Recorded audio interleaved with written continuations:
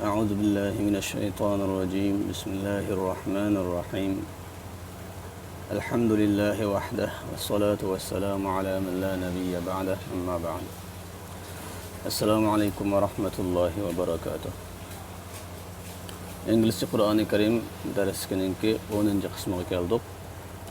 Bununla yanıla biz Sure Bakara'nı ögünüşünü devamlaştırırız. 54. ayet. Bismillahirrahmanirrahim. وَإِذْ قَالَ مُوسَى لِقَوْمِهِ يَا قَوْمِ إِنَّكُمْ ظَلَمْتُمْ أَنفُسَكُمْ بِاتِّخَاذِكُمُ الْعِجْلَ فَتُوبُوا إِلَى بَارِئِكُمْ فَاقْتُلُوا أَنفُسَكُمْ ذَلِكُمْ خَيْرٌ لَكُمْ عِنْدَ بَارِئِكُمْ فَتَابَ عَلَيْكُمْ إِنَّهُ هُوَ التَّوَّابُ الرَّحِيمُ. And remember, when Moses said to his people, O my people, verily you have wronged yourselves by worshipping the calf. So turn in repentance to your Creator and kill yourselves. The innocent kill the wrongdoers among you. That will be better for you with your Creator. Then he accepted your repentance. Truly he is the one who accepts repentance, the most merciful. Yani Allah subhanahu ve teala Beni İsrail'lara, Yahudi, Nasaralara kılan hitabını davamlaştırıp şunda ayetdir. Ve Musa öz kavmige etkan vaktini insanlara elanlar. Ey kavmim, ey kişilerim, hakikaten sizler özünlara Musa'ya ibadet kılış arkalık zulüm kıldınlar.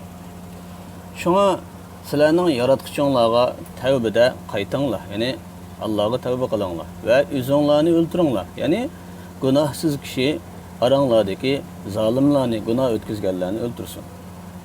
Yani şu sizlerinin yaratıcılarının nezirde texmi yaxşı buludu. Better degen yaxşırak. Andın o sizlerinin tevbenlerini kabul kıldı. Hakikaten o Allah tevbini kabul kılıdığan en mehriban, şefkatli zattır. 55. ayet. وَإِذْ قُلْتُمْ يَا مُوسَى لَنْ نُؤْمِنَ لَكَ حَتَّى نَرَى اللَّهَ جَهْرَةً فَأَخَذَتْكُمُ الصَّاعِقَةُ وَأَنْتُمْ تَنْظُرُونَ. And remember when you said, O Moses, we shall never believe in you till we see Allah plainly. But you were seized with a thunderbolt, lightning, while you were looking. Ve silah itqa vaktine estanlar. Ey Musa, biz hergiz sana işenmeyimiz, ta ki biz Allah'ın uçuk aşkarı kömügiçe diye vaktine estanlar. Lekin silah bir çakmak bilen tutuldunlar. Yani çakmak bilen azaplandınlar. Silah qarab turgan altınlardı. 56. ayet. ثُمَّ بَعَثْنَاكُمْ مِنْ بَعْدِ مَوْتِكُمْ لَعَلَّكُمْ تَشْكُرُونَ. Then we raised you up after your death, so that you might be grateful. And then silahını ölgünonlardan keyin biz silahını onunlardan turguzduq, yani tirildirdik. Ta ki silahının Allah'a şükür etkici buluşunlar için. 57. ayet. وَظَلَّلْنَا عَلَيْكُمُ الْغَمَامَ وَأَنْزَلْنَا عَلَيْكُمُ الْمَنَّ وَالسَّلْوَى كُلُوا مِنْ طَيِّبَاتِ مَا رَزَقْنَاكُمْ وَمَا ظَلَمُونَا وَلَكِنْ كَانُوا أَنفُسَهُمْ يَظْلِمُونَ. And we shaded you with clouds and sent down on you al-manna and the quail, saying, eat of the good lawful things we have provided for you. But they rebelled, and they did not wrong us, but they wronged themselves. Ve biz silahını bulutlar bilen saydattık. Ve silahı el-mennani düşürdük. Mennani terencibin digiçiler var ve başka tefsirler var. Ve kuvays, yani büdünani düşürdük silahını yiyişinler için. Saying, yani şundak deyip düşürdük ki, yaxşı halal neslerini yanlar, biz sizlerge rızık kılıp bergen halal neslerini yanlar dedik. Lekin ular fasıklık kıldı, itaatten çıktı. Ve ular bizge zulüm kılmadı, lekin ular özlerine zulüm kıldı. 58. ayet.